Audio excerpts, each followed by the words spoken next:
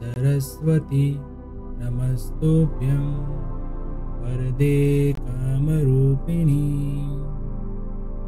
विद्यारम्भं करिष्यामि सिद्धिर्भवतु मे सदा।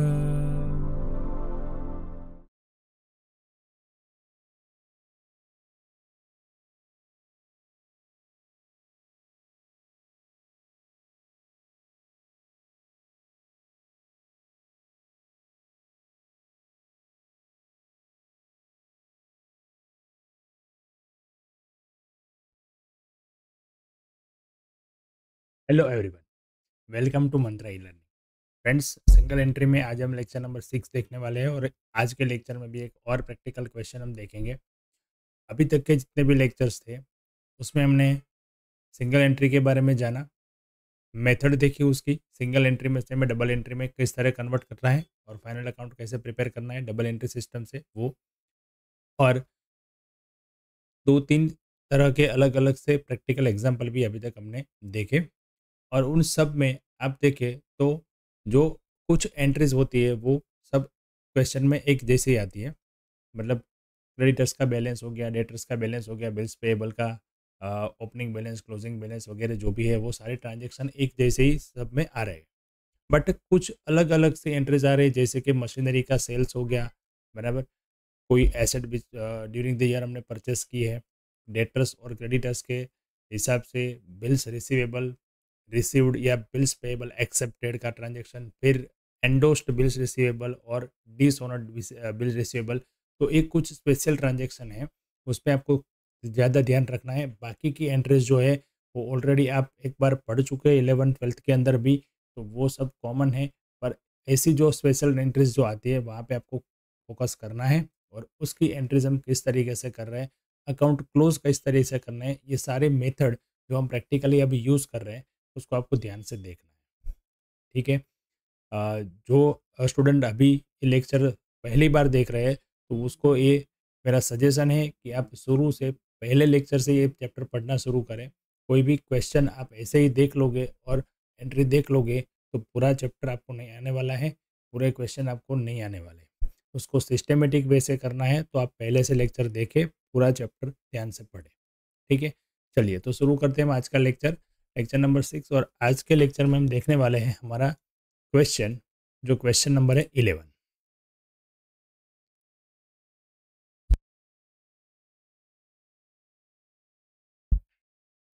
चलिए तो स्टार्ट करते हैं। क्वेश्चन नंबर 11, पहले क्वेश्चन पढ़ लेते हैं।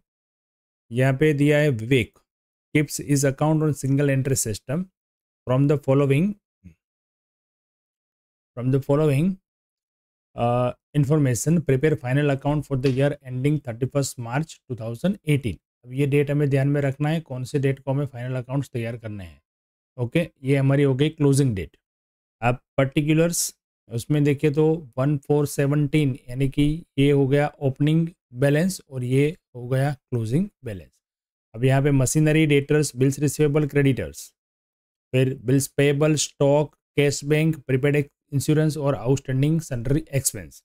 अब देखो यहाँ पे डेटर्स का क्लोजिंग बैलेंस है क्वेश्चन मार्क, क्रेडिटर्स का क्लोजिंग बैलेंस है क्वेश्चन मार्क। मतलब ये हमें इसलिए अकाउंट बनाने हैं डेटर्स और क्रेडिटर्स के, ताकि उसका क्लोजिंग बैलेंस हमें पता चल पाए और हम फाइंड कर सकें। ओके, फिर है during the year transaction. Transaction क्या क्या किए हैं, तो cash purchase, cash cell, cash received from debtors, cash deposited in bank. देखो यहाँ पे कैश डिपॉजिटेड इन बैंक का ट्रांजेक्शन एक दिया है और यहाँ पे हमें दिया है ना कैश और बैंक का बैलेंस साथ में दिया है, और ये बैंक और कैश का ट्रांजेक्शन है। तो ये हमें अलग करना पड़ेगा, कैश का और बैंक का अकाउंट, क्योंकि जब अलग करेंगे तभी ये हम वहाँ पे नोट डाउन कर पाएंगे। क्योंकि कैश डिपॉजिटेड इन बैंक ये जो है वो कैश और बैंक का ट्रांजेक्शन है। कैश कम होती है और बैंक बैलेंस बढ़ता है इससे, ये ट्रांजेक्शन से। ठीक है, तो कैश कम होती है तो उसको हमें कैश अकाउंट में एंट्री करनी पड़ेगी और बैंक अकाउंट में प्लस करना पड़ेगा। तो इस तरीके से यहाँ पर ट्रांजेक्शन दिए हैं और कैश बैंक बैलेंस आपको साथ में दिया है, तो आपको ऐसे कैश और बैंक का अकाउंट अलग बनाना पड़ेगा। अब अलग करने से हमें कैसे पता चलेगा, कि 29,000 है, उसमें से बैंक का बैलेंस कितना और कैश का बैलेंस कितना। तो उसके लिए कहीं ना कहीं हमें इन्फॉर्मेशन दी होगी। अगर नहीं दी है तो आप अकाउंट्स बना लो पहले। अकाउंट्स बनाने के बाद आपको ऑलरेडी वो तुरंत जब क्लोज करोगे तो आपको वो बैलेंस मिल जाएगा। ठीक है, चलिए paid to creditors by cheque. देखो यहाँ पे पेमेंट जो दिया है वो चेक से दिया है, वो बैंक अकाउंट की एंट्री है। Cash receive from bill receivable, cash paid to bills payable, withdrawn withdrawn from bank for sundry expense. ये ट्रांजेक्शन भी बहुत इंपॉर्टेंट है, इसमें हम कैसे एंट्री करते हैं वो भी आप ध्यान में रखना। ठीक है, sundry expense paid in cash और drawing in cash, cash paid for insurance, total purchase और टोटल सेल। ये टोटल परचेस और टोटल सेल दिया है। टोटल का मतलब होता है इसमें कैश भी आ गया और क्रेडिट भी आ गया, तो ये भी हमें अलग करना है, कैश क्रेडिट कितना है वो। Bill receivable given to creditors as endorsed, endorsed किया है बिल रिसीवेबल, और bill receivable given to creditors as endorsed dishonoured, ये डिसऑनर्ड हुआ है, एंडोस किया हुआ डिसऑनर्ड हुआ है।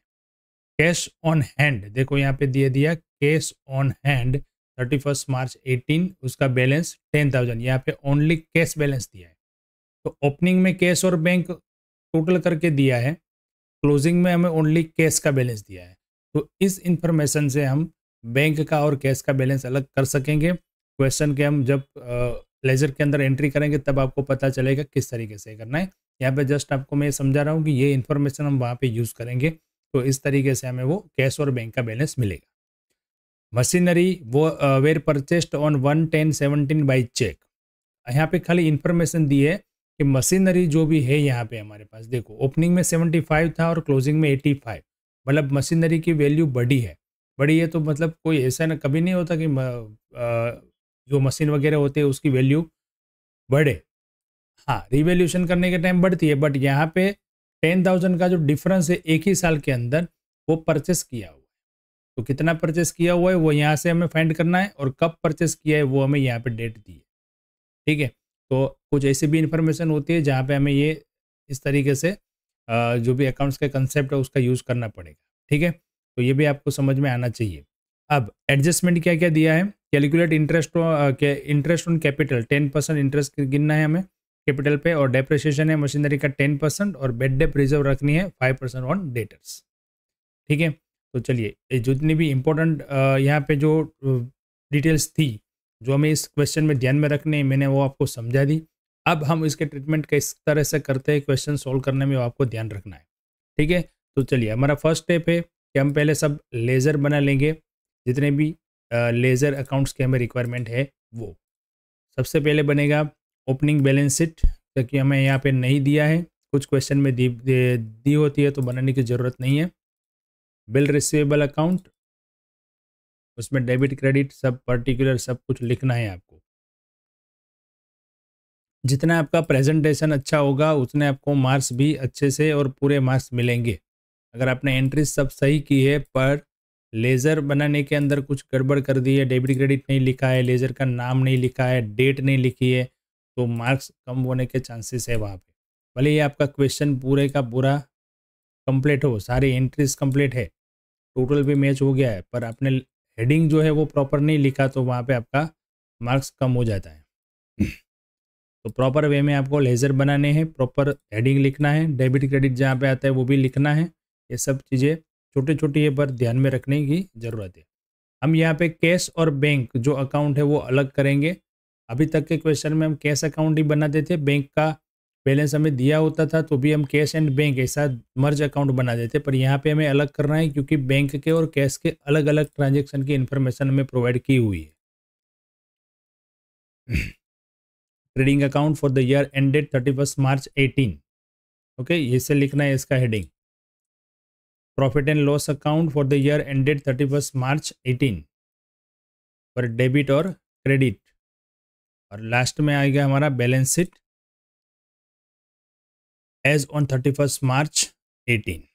चलिए अब सब लेज़र अकाउंट्स जो प्रिपेयर करने थे वो कर दिए। अब नेक्स्ट स्टेप जो है हमारा वो है ओपनिंग और क्लोजिंग बैलेंस जितने भी दिए वो पहले हम लिख लेते हैं, बराबर।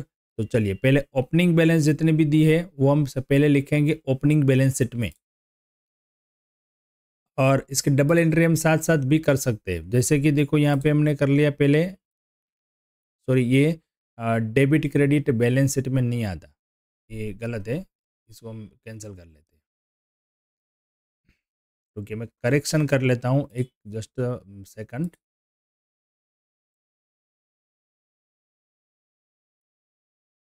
कॉपी पेस्ट के चक्कर में आ गया है, पर बैलेंस शीट में डेबिट क्रेडिट नहीं होता है। ठीक है, चलिए, तो सबसे पहला मशीनरी। मशीनरी की जो भी वैल्यू हमने यहाँ पे लिखी ओपनिंग बैलेंस है, वो क्लोजिंग बैलेंस शीट में भी ओपनिंग तरीके से हम लिखेंगे। उसमें जो भी ट्रांजेक्शन किए हैं वो ड्यूरिंग द ईयर जो उसकी इफेक्ट हम फिर करेंगे, जैसे ट्रांजेक्शन की इफेक्ट करेंगे तब। और ये मशीनरी का बैलेंस हमने यहाँ पे इनर कॉलम में लिख लिया। ठीक है, उसके बाद क्या था, मशीनरी के बाद है डेटर्स बिल्स रिसीवेबल।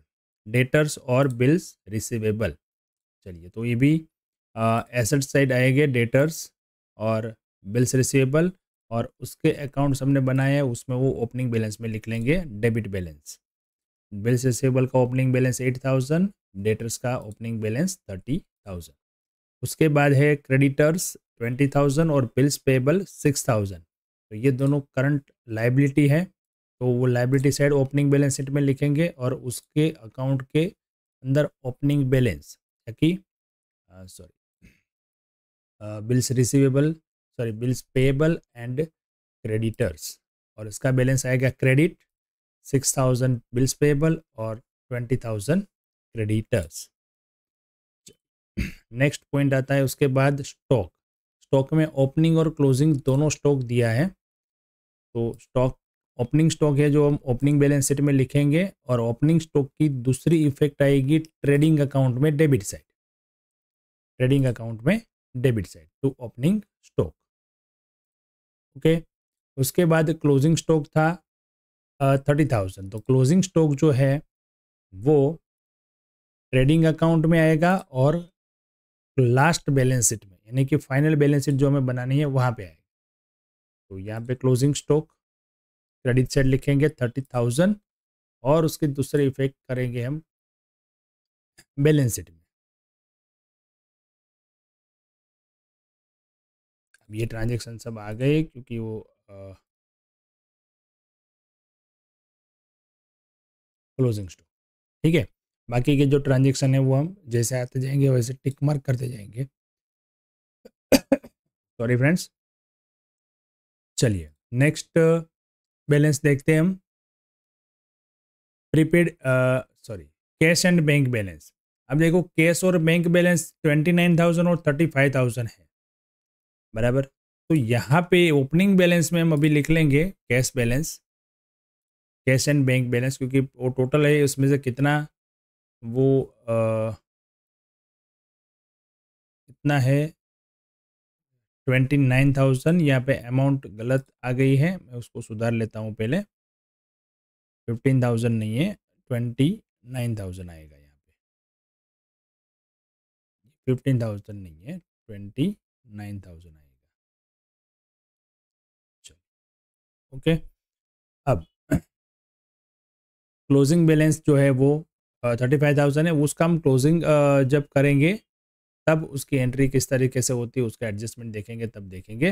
अब तक उसकी एक एंट्री हमने ओपनिंग बैलेंस में कर ली है, और दूसरी एंट्री जो है वो कैश अकाउंट में आती है, कैश और बैंक अकाउंट में।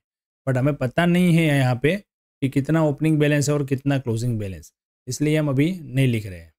अब देखो, क्लोजिंग बैलेंस हम फाइंड कर सकते हैं, क्यों? क्योंकि क्लोजिंग बैलेंस जो है वो हमें दिया गया था, इसलिए हम क्लोजिंग बैलेंस लिखना है तो लिख सकते हैं, उतना खाली हम अभी एंट्री कर सकते हैं। ये को यहाँ पे दिया था ना, cash on hand closing balance 10000 है, और क्लोजिंग यहाँ पे टोटल कितना है 35000। अब 10000 जो है वो कैश का होगा, तो बाकी का किसका होगा? बाकी का बैलेंस जो है वो बैंक अकाउंट का होगा। तो ये एंट्री हम खाली अभी कर सकते हैं, बराबर। तो देखो, क्लोजिंग बैलेंस मैंने लिख लिया, ओपनिंग अभी हम लिख नहीं पाएंगे, बाकी के ट्रांजेक्शन की एंट्री करके हमें ओपनिंग फाइंड करना है। तो बैलेंस शीट में इसकी दोनों की एंट्री हम कर लेते हैं। Cash balance 30, cash and bank 35000, यहाँ पे टोटली लिख लिया है। अब अलग से लिखना है तो भी लिख सकते हैं, कोई दिक्कत नहीं है इसमें। चलिए, नेक्स्ट पॉइंट है हमारा यहाँ पे, यस, प्रीपेड इंश्योरेंस। तो प्रीपेड इंश्योरेंस यानी करंट एसेट है, तो यहाँ पे हमें मिलेगा एसेट साइड प्रीपेड इंश्योरेंस, ये लास्ट ईयर का है। और इसकी दूसरी इफेक्ट आएगी प्रॉफिट एंड लॉस अकाउंट में, जहाँ पे हम एक्सपेंस और इंश्योरेंस लिखते हैं वहाँ पे ये देखो प्रीपेड इंश्योरेंस ये लास्ट ईयर का है, इसलिए वो प्लस हो जाएगा। मैंने समझाया था पहले, दो एक्सपेंस के लिए दो एडजस्टमेंट होते हैं, एक होता है आउटस्टैंडिंग और एक होता है प्रीपेड। बराबर, आउटस्टैंडिंग जो होता है वो लास्ट ईयर का किस तरीके से उसके इफेक्ट करते हैं और किस तरीके से उसका करंट ईयर का इफेक्ट करते हैं, वो यहाँ पे मैं आपको चार्ट समझा देता हूँ। चलिए, जैसे आउटस्टैंडिंग एक्सपेंस हो गया और प्रीपेड एक्सपेंस हो गया। ठीक है, एक्सपेंस में दो चीज़ें होती है। अब इसके करंट ईयर में क्या हम इफेक्ट करते हैं, तो आउटस्टैंडिंग है तो प्लस करते हैं और प्रीपेड है तो माइनस करते हैं। सेम इसका ऑपोजिट हमें लास्ट ईयर के लिए करना है, आउटस्टैंडिंग है तो माइनस और प्रीपेड है तो प्लस। क्यों? क्योंकि आउटस्टैंडिंग एक्सपेंस जो है वो करंट ईयर का हम प्लस करते हैं, लास्ट ईयर का आउटस्टैंडिंग जो है वो भले हमने पेमेंट किया इस साल में पर वो एक्सपेंस जो है वो लास्ट ईयर का है तो वो माइनस होगा। हमारे एक्सपेंस में वो इस साल का एक्सपेंस नहीं है, इसलिए वो माइनस होगा। सेम इसी तरीके से प्रीपेड का होगा, प्रीपेड यानी कि हमने एडवांस में कुछ पेमेंट कर दिया है तो वो करंट ईयर का है तो माइनस कर लेंगे, क्योंकि वो इस साल का एक्सपेंस नहीं है, नेक्स्ट ईयर का है तो हम माइनस करेंगे। और ऐसे ही अगर लास्ट ईयर का कुछ हमें एक्सपेंस दिया है प्रीपेड तो वो हम प्लस करेंगे, क्योंकि वो इसी साल का है इसलिए वो लास्ट ईयर में प्रीपेड था तो यहाँ पे हम प्लस करें। ठीक है, तो ये याद रखना है। चलो यहाँ पे मैंने इसकी एंट्री कर दी। अब प्रीपेड एक्सपेंस जो था उसकी एंट्री आ गई। उसके बाद क्या है, आउटस्टैंडिंग एक्सपेंस है, तो आउटस्टैंडिंग एक्सपेंस भी हमारी ओपनिंग बैलेंस शीट में पहले हम लिख लेते हैं, वो क्रेडिट लाइबिलिटी साइड आ जाएगा आउटस्टैंडिंग एक्सपेंस, और दूसरी एंट्री उसकी हो जाएगी प्रॉफिट एंड लॉस अकाउंट में, जहाँ पे हम आउटस्टैंडिंग एक्सपेंस लिखेंगे। और देखो यहाँ पे 16-17 यानी लास्ट ईयर का जो है वो मैंने माइनस कर दिया, क्योंकि करंट ईयर का जो है वो प्लस होता है तो लास्ट ईयर का माइनस होगा। तो सारे ओपनिंग बैलेंस हमने यहाँ पे लिख लिए। अब जिसके क्लोजिंग बैलेंस दिए थे वो भी हम लिख सकते हैं। तो मशीनरी का जो 85,000 है, इसका मतलब ये हुआ कि हमने 10,000 का परचेस किया था वो तो हमने देख लिया, बराबर। तो उसका लास्ट बैलेंस हमें लिखना है तो बैलेंस शीट में लिख सकते हैं ऐसे, 10,000 यहाँ पे प्लस किया और 85,000 मैंने यहाँ पे टोटल कर दिया, बराबर। अब 10,000 प्लस किया है, उसकी दूसरी इफेक्ट जब हम कैश अकाउंट या सबकी एंट्री करेंगे तब देखेंगे, जो भी इन्फॉर्मेशन दी है वो उसकी।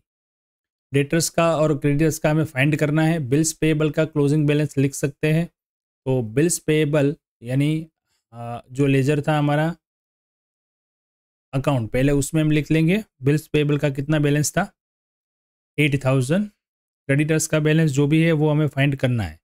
तो बिल्स पेएबल का लिख लिया। उसके बाद कौन सा दिया था, बिल्स रिसीवेबल का भी दिया है, बिल्स रिसीवेबल का भी लिख लेते हैं और उसकी दोनों की इफेक्ट हम दूसरी इफेक्ट भी दे देते हैं एक साथ। चलिए, तो बिल्स रिसीवेबल का क्लोजिंग बैलेंस और बिल्स पेएबल का क्लोजिंग बैलेंस हमारी फाइनल बैलेंस शीट के अंदर आ जाएगा। देखो बिल्स पेएबल यहाँ पे आ गया 8,000 और बिल्स रिसीवेबल यहाँ पे आ गया 9,000। ठीक है, आउटस्टैंडिंग एक्सपेंस जो लास्ट ईयर के थे उसको माइनस हो गया और करंट ईयर के जो है वो प्लस, और दूसरी इफेक्ट इसकी यहाँ पे आ गई, उसका भी क्लोजिंग बैलेंस दिया था हमें। देखो, बराबर, बिल्स पेएबल आ गया, स्टॉक आ गया, प्रीपेड इंश्योरेंस और आउटस्टैंडिंग एक्सपेंस। तो प्रीपेड इंश्योरेंस और आउटस्टैंडिंग एक्सपेंस दोनों की इफेक्ट हम कर लेते हैं। चलिए, आउटस्टैंडिंग एक्सपेंस की तो देख लिया हमने, प्रीपेड इंश्योरेंस की जो करंट ईयर की है वो यहाँ पे माइनस हो जाएगा। ठीक है, चलिए, तो इसकी भी दूसरी इफेक्ट फाइनल बैलेंस शीट में हमारी आएगी एसेट साइड, प्रीपेड इंश्योरेंस। यहाँ पे थोड़ा आगे पीछे आ रहा है पर मैं यहाँ पे टिक मार्क कर रहा हूँ, वही एंट्री आपको अभी करनी है। बाकी की एंट्री जो आगे आ रही है वो हम नेक्स्ट करेंगे ट्रांजेक्शन, उसकी एंट्रीज है। चलिए, तो ओपनिंग क्लोजिंग बैलेंस का यहाँ पे हमारा काम जो है वो खत्म हो गया। सब एंट्रीज हमने ट्रांसफर कर ली, जो भी बैलेंसेस थे वो ओपनिंग बैलेंस शीट में लिखे, और जो जो अकाउंट्स में उसकी इफेक्ट आती है वहाँ पे हमने उसकी सेकंड इफेक्ट दे दी। क्लोजिंग बैलेंस में भी सेम हमने वो कर लिया। अब देखते हैं हम ट्रांजेक्शन। ट्रांजेक्शन में देखो कैश परचेस, कैश सेल। चलो, cash purchase and cash cell वो कैश अकाउंट का ट्रांजेक्शन है, तो कैश अकाउंट में उसकी एंट्री करते हैं।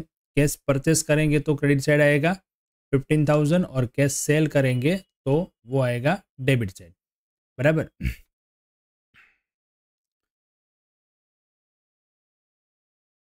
तो कैश परचेस की पहले एंट्री हम कर लेते हैं। दूसरी इफेक्ट आएगी उसकी ट्रेडिंग अकाउंट में। परचेस के अंदर आएगा यहाँ पे कैश 15,000। ठीक है, चलिए नेक्स्ट सेल्स की एंट्री आएगी, तब देखते हैं। Cash receive from debtors, cash receive from debtors, debtors के पास से कैश मिलता है, उसकी एंट्री यहाँ पे करेंगे हम। बैंक अकाउंट, डेटर्स अकाउंट 50,000 और डेटर्स के अकाउंट के अंदर ये आ जाएगा क्रेडिट साइड। डेटर्स में यह हो जाएगा credit by cash account 50,000। Cash deposited in bank, तो देखो ये कैश और बैंक का ट्रांजैक्शन है, तो कैश और बैंक के अकाउंट में ये एंट्री होगी। कैश डिपॉजिटेड इन बैंक, तो कैश डिपॉजिटेड इन बैंक यानी कि कैश अकाउंट में क्रेडिट होगा और बैंक अकाउंट में हो जाएगा डेबिट। ये कॉन्ट्रा एंट्री है, बराबर। Cash account, bank account debit to cash, यानी कि बैंक में डेबिट होगा और कैश में क्रेडिट होगा। इसीलिए तो हमें बैंक अकाउंट और कैश अकाउंट को अलग करना पड़ा। Paid to creditors by cheque, अभी देखो sorry cash deposit in bank, bank का हो गया। अभी paid to creditors by cheque, by cheque payment किया है तो ये बैंक अकाउंट में एंट्री जाएगी। क्रेडिटर्स को पेमेंट किया है बाय चेक, तो बाय क्रेडिटर्स अकाउंट 25,000 और सेम एंट्री क्रेडिटर्स के अकाउंट में आ जाएगी debit side by bank account 25,000। ठीक है, नेक्स्ट देखते हैं उसके बाद।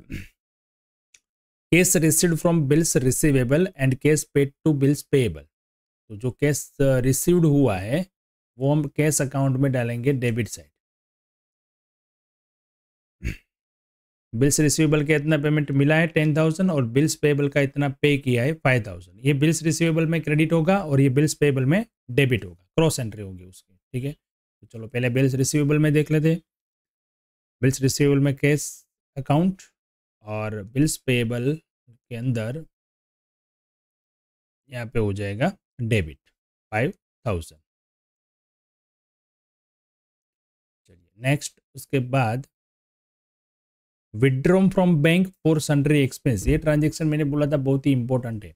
विड्रॉन फ्रॉम बैंक, अब बैंक से विड्रॉ करने का ये ट्रांजेक्शन है।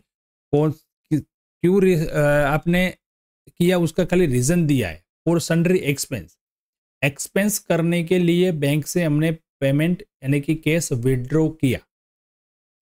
ठीक है, अब विड्रॉ किया है तो इसका मतलब नहीं है कि सन्ड्री एक्सपेंस हो गया। वो एक्सपेंस के लिए हमने विड्रॉ किया तो खाली कैश विड्रॉ हुआ उतना ही ट्रांजैक्शन है। वो सन्ड्री एक्सपेंस के लिए वो तो आपको खाली इंफॉर्मेशन दी है, जरूरी नहीं है कि एक्सपेंस हो गया। ठीक है, तो ये जो है वो कैश विड्रॉ का ही ट्रांजैक्शन है। इस तरीके से हम एंट्री करेंगे, यानी cash account debit to bank और सन्ड्री एक्सपेंस, तो सन्ड्री एक्सपेंस में अभी कुछ एंट्री नहीं आएगी। अब जब सन्ड्री एक्सपेंस करेंगे तब इसकी एंट्री आएगी। बट ये ट्रांजैक्शन ओनली क्या है, हमने कैश विड्रॉ किया वो, यानी कि bank account sorry cash account debit to bank account, यानी कैश के अकाउंट में डेबिट होगा बैंक और बैंक के अकाउंट में क्रेडिट होगा कैश। 8,000 रुपीज़ हमने विड्रॉ किया।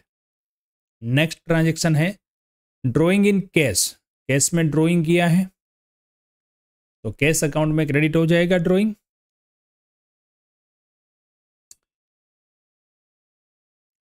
ड्रॉइंग कैश हो जाएगा 9,000। अब ड्रॉइंग का एक ट्रांजैक्शन नहीं है, दो ट्रांजैक्शन है, दोनों को साथ में हम ले लेते हैं। ड्रॉइंग इन कैश, सॉरी एक ही है, ड्रॉइंग इन कैश 9,000, तो ड्रॉइंग की दूसरी इफेक्ट हम कर लेते हैं हमारे बैलेंस शीट में। हो गया है यहाँ पे 9,000 एंट्री आ गई है पहले से। ठीक है, तो ये 9,000 यहाँ पे उसकी दूसरी इफेक्ट होगी। उसके बाद है cash paid for insurance, insurance के लिए हमने पेमेंट किया है तो कैश अकाउंट में क्रेडिट होगा इंश्योरेंस 3,000 और इंश्योरेंस हमारा आता है प्रॉफिट एंड लॉस अकाउंट में एक्सपेंस यानी कि डेबिट साइड, तो इंश्योरेंस हम यहाँ पे लिख लेंगे 3,000। ठीक है, पहले हमने ये ओपनिंग क्लोजिंग बैलेंस की एंट्री दे दी थी, हमें पता था इसलिए हमने यहाँ पे वो जगह छोड़ दी थी और फिर अमाउंट लिख ली है। आप इस तरीके से आप कर सकते हैं। ठीक है, नेक्स्ट है उसके बाद sundry expense paid in cash, बीच में एक ट्रांजेक्शन छूट गया था हमारा 7,000, तो सन्ड्री एक्सपेंस जब हम पे करते हैं तो उसकी एंट्री आती है कैश अकाउंट में यहाँ पे, और सेम हमने जो इंश्योरेंस का किया उसी तरीके से आएगा यहाँ पे 7,000। ठीक है, तो वो एंट्री भी हमारी आ गई है। चलिए अब आते हैं आगे, कौन सा ट्रांजेक्शन है अभी। अब देखो यहाँ तक हो गया, फिर टोटल परचेस और टोटल सेल। अब टोटल परचेस और टोटल सेल का मतलब होता है ये हमारा ट्रेडिंग अकाउंट की टोटल वैल्यू जो है वो है, यानी कि परचेस यहाँ पे टोटल दिया है 53,000। ओके, और सेल्स जो है वो सेल्स दिया है 1 लाख। अब ये टोटल है, टोटल का मतलब क्या होता है, टोटल का मतलब होता है कि इसमें कैश भी है और क्रेडिट भी है। तो कितना क्रेडिट है और कितना कैश है वो जानने के लिए हमने देखो यहाँ परचेस में तो मिल जाएगा हमें, क्योंकि 53 में से 15 माइनस करेंगे, क्रेडिट परचेस मिल जाएगा। बट सेल्स में हमें कुछ नहीं दिया है, कैश कितना और क्रेडिट कितना, तो उसके लिए हमने लेजर बनाया है डेटर्स का, वहां से हमको पता चलेगा। डेटर्स का क्लोजिंग बैलेंस भी नहीं दिया है, तो ये भी एक पॉइंट यहाँ पे ध्यान में रखने जैसा है। बराबर, चलिए तो अभी तो जो है वो हमने एंट्री कर ली है। उसके बाद देखते हैं bills receivable given to creditors as endorsed. तो चलो इसकी एंट्री कर लेते हैं। जब एंडोस होता है तो एंट्री क्या होती है भाई, creditors account debit to bills receivable.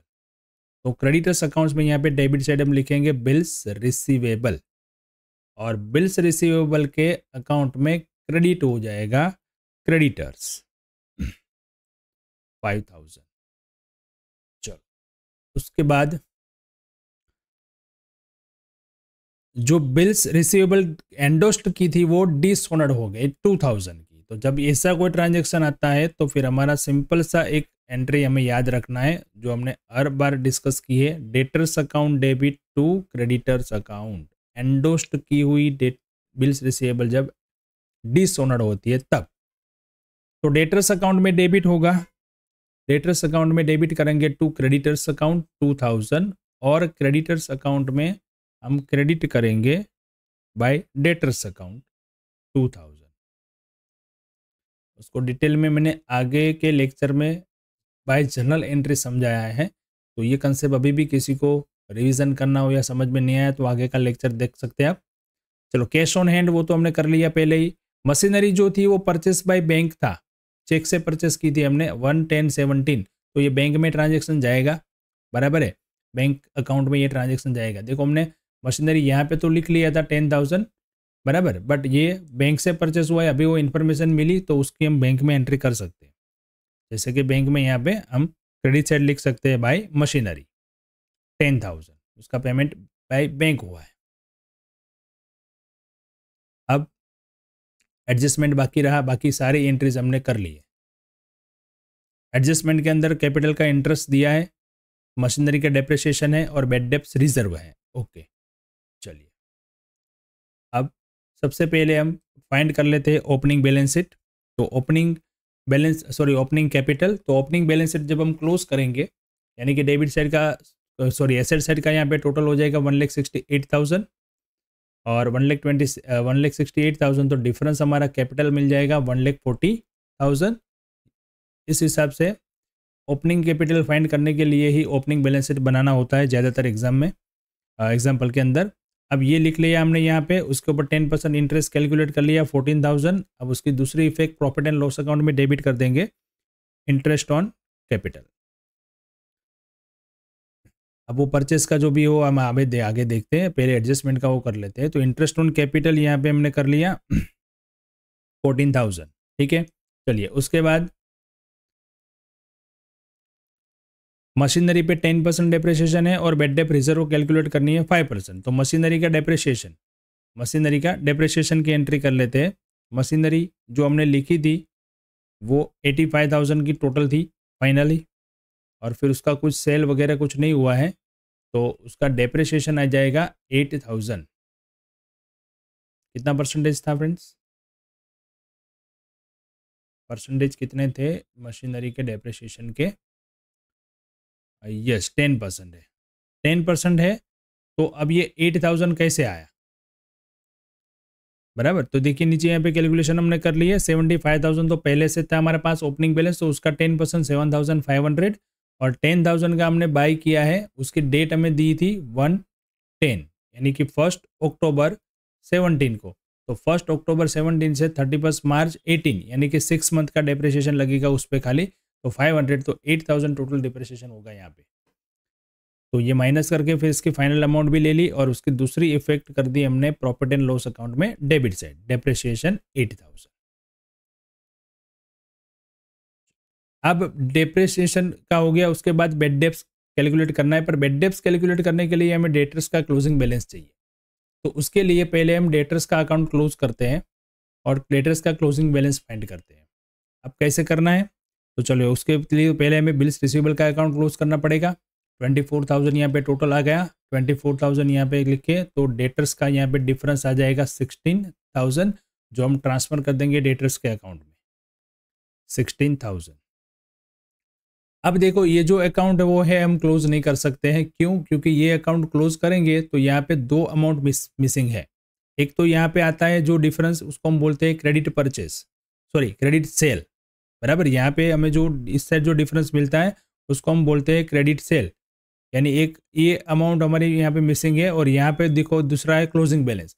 अब कोई भी लेजर में दो अगर अमाउंट मिसिंग है तो उसको क्लोज करने से हमें एक अमाउंट नहीं मिलेगी, उसके पहले हमें दूसरे कोई अकाउंट से पहले एक ए फाइंड करना पड़ेगा। अब क्या है क्लोजिंग बैलेंस कैसे मिलेगा?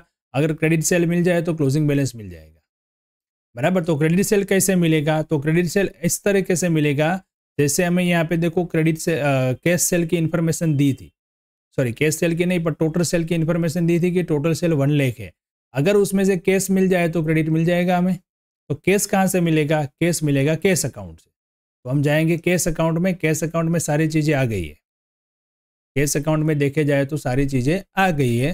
तो कैश अकाउंट का यहाँ पे हम क्लोजिंग कर सकते हैं, कैश अकाउंट का हम क्लोजिंग कर सकते हैं, बराबर, क्योंकि इसका क्लोजिंग बैलेंस भी है, ओपनिंग बैलेंस नहीं है खाली यहाँ पे। तो यहाँ पे भी दो अमाउंट मिसिंग है, एक ओपनिंग बैलेंस मिसिंग है और दूसरा क्या होगा, इनकम साइड डिफरेंस आएगा तो वो कैश सेल ही होगा। तो यहाँ पे भी दो अमाउंट मिसिंग है। तो पहले हम इसका ओपनिंग बैलेंस फाइंड कर सकते हैं, कैसे? मैं बैंक का अकाउंट क्लोज कर दूं क्योंकि बैंक के अंदर सब कुछ आ चुका है, बैंक के जितने ट्रांजेक्शन थे वो सब कुछ आ गए हैं। तो बैंक का अकाउंट जब मैं क्लोज करूंगा तो बैंक का मुझे यहाँ पे ओपनिंग बैलेंस मिल जाएगा, बैंक का मुझे ओपनिंग बैलेंस मिल जाएगा 23,000। अब जो हमें टोटल दिया था ओपनिंग बैलेंस, यहाँ पे टोटल ओपनिंग बैलेंस हमें यहाँ पे दिया था कैश और बैंक का 29,000। तो 29,000 में से हमें पता चल गया कि बैंक का कितना था, बैंक का था 23,000।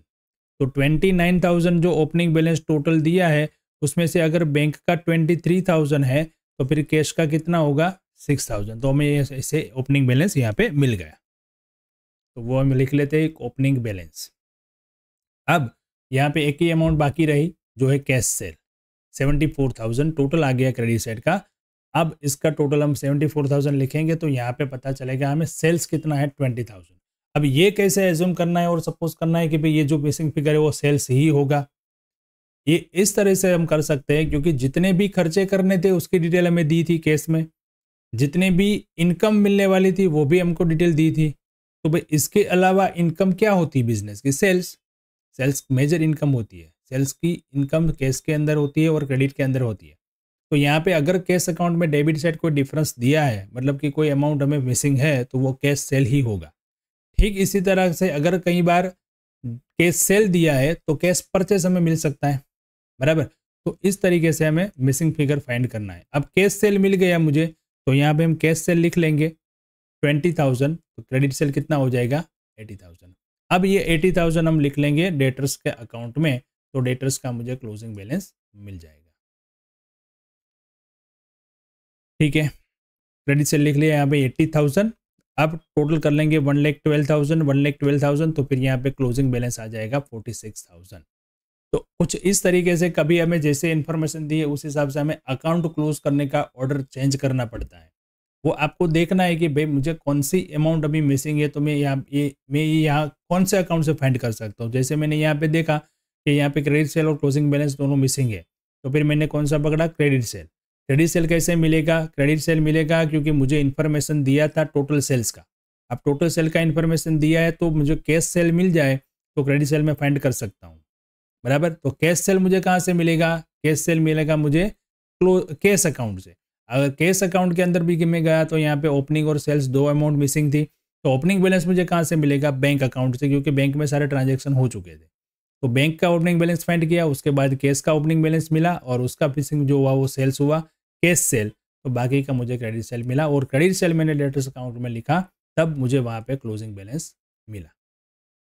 ठीक है, चलिए तो बैलेंस शीट में अभी जाते हैं और यहाँ पे डेटर्स लिख लेते हैं 46,000 और उसका जो बेड डेप्स का कैलकुलेट करना था वो हो गया 5% यानी कि 2300 और इसकी दूसरी इफेक्ट हम कर लेंगे प्रॉफिट एंड लॉस अकाउंट पे डेबिट साइड।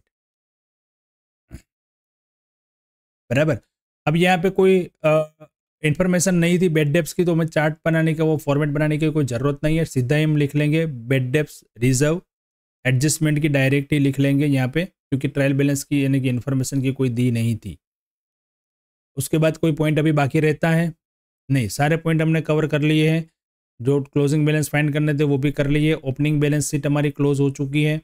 उसके बाद आता है बिल्स रिसीवेबल और डेटर्स, वो भी क्लोज कर दिए और उसका क्लोजिंग बैलेंस भी हमने ट्रांसफ़र कर लिया बैलेंस शीट में। उसके बाद आता है हमारा क्रेडिटर्स और बिल्स पेएबल। तो चलिए बिल्स पेएबल अकाउंट यहाँ पे क्लोज करते हैं। 13,000 टोटल आ गया और जो डिफरेंस आएगा वो जाएगा क्रेडिटर्स अकाउंट में। इतनी बिल्स पेएबल हमने एक्सेप्ट की है ड्यूरिंग द ईयर, 7,000 यहाँ पे लिखा। उसके बाद ये क्रेडिट परचेस भी हमने वहाँ पे फाइंड कर लिया था, क्योंकि हमें परचेस के अंदर जो है वो टोटल परचेस और कैश परचेस की डिटेल दी गई थी। बराबर है ना? परचेस में टोटल दिया था और कैश दिया था, तो क्रेडिट हो गया इतना, तो उसको हमने यहाँ पे उस क्रेडिट अकाउंट के बैलेंस में, मतलब क्रेडिटर्स के अकाउंट में शिफ्ट कर दिया। बराबर। तो अब मिल जाएगा उसका क्लोजिंग बैलेंस। देखो यहाँ पे क्रेडिट परचेस दिया था तो क्लोजिंग बैलेंस हमें मिल गया। बराबर, वहाँ पे हमें क्रेडिट पर सेल्स फाइंड करना पड़ा। अब इसका क्लोजिंग बैलेंस जो है वो हम बैलेंस शीट में लिख लेते हैं। क्रेडिटर्स का 23,000। नेक्स्ट कैश अकाउंट आता है, कैश अकाउंट क्लोज कर दिया, 10,000 मिल गया। 25,000 यहाँ पे दिया था, 10 और 25 वो भी हमने बैलेंस शीट में लास्ट में लिख लेते हैं कैश बैलेंस, और वो 35,000 आ गया यहाँ पे। बराबर। चलो ये सारी एंट्री देखो यहाँ पे टिक मार्क हो गई, तब भी जो भी आना वाला था वो सब। अब आते हैं फाइनल अकाउंट क्लोज करने में, यानी कि ट्रेडिंग अकाउंट क्लोज करेंगे। वहाँ से मिलेगा ग्रॉस प्रॉफिट 52,000, वो ट्रांसफ़र होगा प्रॉफिट एंड लॉस अकाउंट में क्रेडिट साइड। आप क्रेडिट साइड कोई आइटम नहीं है यहाँ पे, तो इसका टोटल कर लेंगे और नेट प्रॉफिट फाइंड करेंगे, तो नेट प्रॉफिट मिलता है 17,700। देखो आपको यहाँ पे बैठे बैठे सब कुछ मिल जाता है वीडियोस में देख के, तो आपको साथ में कैलकुलेशन भी करना है, क्योंकि एग्जाम के अंदर आपको कैलकुलेटर में कैलसी चलाना है और कैलसी चलाने के बाद आपको ये सब राउंड फिगर लिखनी है। बराबर। तो बैठे बैठे देखते रहने से आ जाने वाला नहीं है, उसको साथ में प्रैक्टिस भी करना है।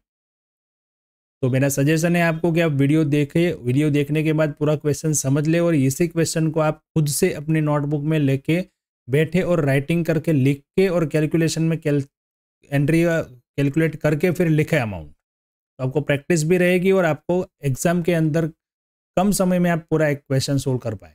देखो यहाँ पे हमें एक क्वेश्चन ये सोल्व करने के अंदर 30 से 40 मिनट चली जाती है क्वेश्चन समझाने में और क्वेश्चन कैलकुलेट करने में, पर आपके पास एग्जाम में अंदर इतना टाइम नहीं है। आपके पास वहाँ पे 10 या 15 मिनट का टाइम है, 10 मिनट तो बहुत हो गई। तो आप खाली वीडियो देख के और इसका स्क्रीनशॉट लेके वो करके आपको क्वेश्चन आ जाएगा, सही आपको पता चल जाएगा। बट आप प्रैक्टिस नहीं करोगे, आप लिखोगे नहीं, कैलकुलेटर नहीं चलाओगे, तो फिर आपको एग्जाम में दिक्कत होने वाली है। वो 10 मिनट का 20 मिनट हो ही जाएगा, तो एग्जाम आपको पेपर कंप्लीट नहीं होगा। एक ही क्वेश्चन में आप इतना टाइम लगाओगे, तो वो टाइम करने के लिए एक ही ऑप्शन है आपके पास, उसको आपको खुद से लिखना है और खुद से कैलकुलेटर चला के उसमें एंट्री जो भी आती है वो सब आपको कैलकुलेट करना है। ठीक है, आपको यहाँ पे हमने इतना इजी कर दिया आपकी समझ के लिए, आपको ये नॉलेज मिले इसलिए। बट इसी के ऊपर खाली नॉलेज भर जाने से आपके दिमाग में आपको क्वेश्चन आ जाने वाला नहीं है। अब इसके बाद दूसरा चैप्टर पढ़ोगे, ये सब दिमाग से निकल जाएगा, तो उसकी प्रैक्टिस करना है। इसलिए मैं बोलता हूँ कि यहाँ पे जितने भी क्वेश्चन मैंने आपको कराए उसके जैसे जितने क्वेश्चन है बुक में, आप खुद से उसकी प्रैक्टिस करें। उसमें भी कहीं पे भी आपको कुछ क्वेरी है, आप मुझे कमेंट बॉक्स में कमेंट कर सकते हैं, पूछ सकते हैं। मेरा व्हाट्सएप नंबर भी यहाँ पे है, आप मुझे व्हाट्सएप में भी डायरेक्ट कांटेक्ट कर सकते हैं।